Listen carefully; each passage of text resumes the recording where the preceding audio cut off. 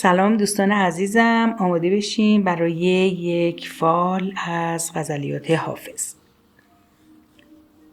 غزل 253 حضرت حافظ. ای خرم از فروغ رخت لاله زار عمر، بازآ که ریخت بی گل رویت بهار عمر. از دیده گر سرشک چو باران چکد رواست، کاندر غمت چو برق بشد روزگار عمر. این یک دو دم که مهلت دیدار ممکن است، دریاب کار ما که نه پیداست کار عمر. تا کی می صبوح و شکرخواب بامداد، هشیار گرد هان که گذشت اختیار عمر.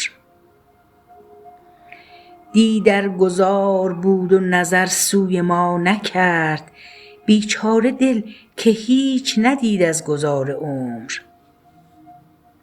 اندیشه از محیط فنا نیست هر که را، بر نقطه دهان تو باشد مدار عمر. در هر طرف ز خیل حوادث کمینگهی است، زان رو عنان گسسته دواند سوار عمر.